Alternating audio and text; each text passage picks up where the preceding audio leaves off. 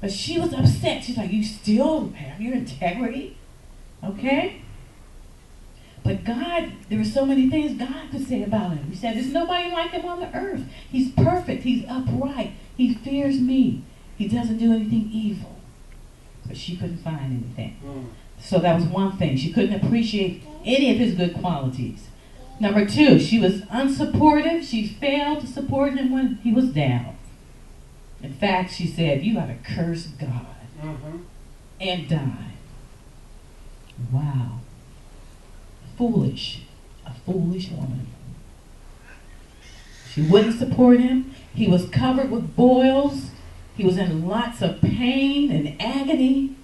So she took out her big old foot and nailed him. Curse God and die. That's a foolish woman. Foolish. Number three, she gives him bad advice. She told him, you ought to curse God and die. What? Curse God and die? Don't you realize she was cursing herself? And we heard someone share, when you curse, just for everybody who may be practicing cursing, when you curse somebody, eventually what you cursed is going to come back on you. That curse that you give out is going to come back and take away from you. Be careful of who you curse. In fact, we don't need to be cursing people anyhow. She gave him bad advice. Curse God and die. And I'm going to pick up with the fourth characteristic of a foolish woman. Let's go to Proverbs chapter 9, verses 13 through 17. Back over in Proverbs chapter 9.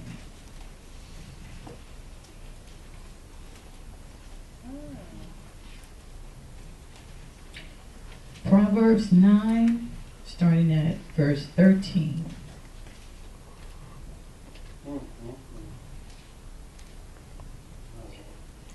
And it reads like this. A foolish woman is clamorous. She's simple and knoweth nothing. Not one. Clamorous means she's boisterous. She's loud and stubborn. The same Hebrew word for clamorous is the same word to describe a harlot. If you go to Proverbs chapter 7, verse 11. Proverbs 7 and 11. She is loud and stubborn. Her feet abide not in her house. So if you want to drive your man away, you want to drive your husband away, be loud and stubborn. Be clamorous. Be boisterous. Let your mouth be heard all the time. Amen. Whoa. Ooh. You don't know anything about being quiet. Can't even spell quiet. Loud and stubborn. That is a toxic, the toxic twins, I like to call them. Wow. Loud and stubborn. Whoa. Ooh. Think about, like I said, the same word to describe a harlot. Think about a harlot. Wow. Think about a harlot's intentions, her motives. Wow. Okay, at best, her motives are entrapment, brothers, Whoa. men. Entrapment. Okay, we can say that's the best motive. And at worst, her worst is manslaughter. She can take you out. She has the ability to slaughter a man with her looks, with her words. Amen. with her actions. She has the spirit of entrapment, the spirit of murder, a harlot.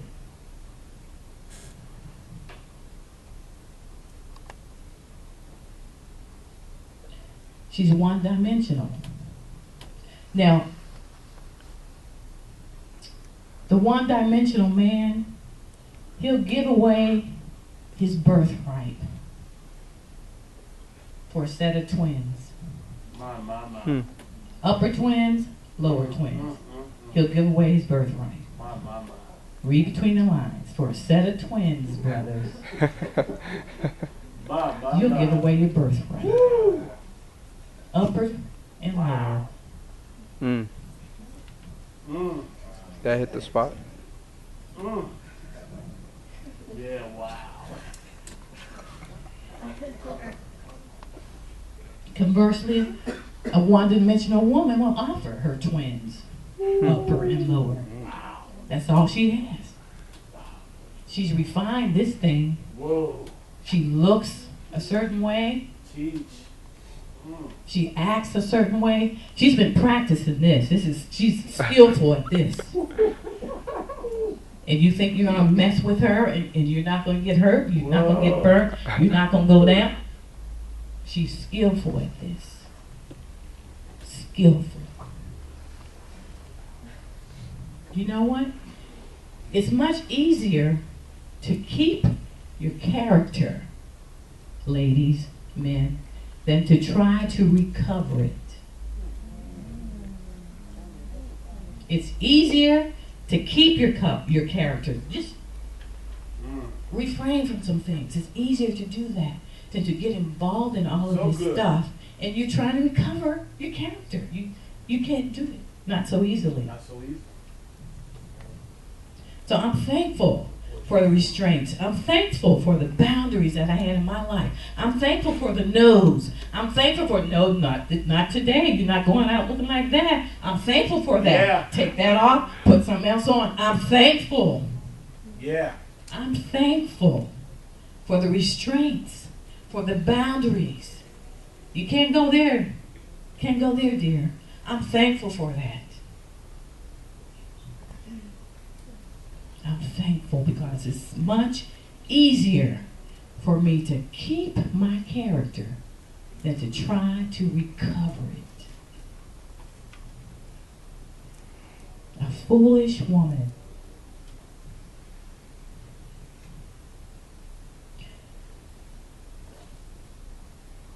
I'm old-fashioned, and I like to think I'm on the cutting edge too. I probably lean more towards old-fashioned. Blame that on my age. But there is some wisdom in being old-fashioned. Ladies, ladies, ladies. I'm asking in two settings, just two settings, that you govern yourselves accordingly. Two settings. When you come here for service, when you come for Bible study, please consider how you look. Please consider that. What is your motivation, ladies? What is your motivation for what you wear, for what you do? Consider that. Men are sight-oriented. They will look and it'll take them from here to heaven. You know what I mean? Men are sight-oriented. And we have our men who are really trying to be men of God. So, ladies, are we being foolish and not really caring about them? Wow. Know that they have, if they look at you, something's jumping off, something's happening. Wow. Some kind of reaction is going on with them. Wow. Do you care about that? Whoa. Is that not important to you? You bend over a little bit, oh God, something's happening.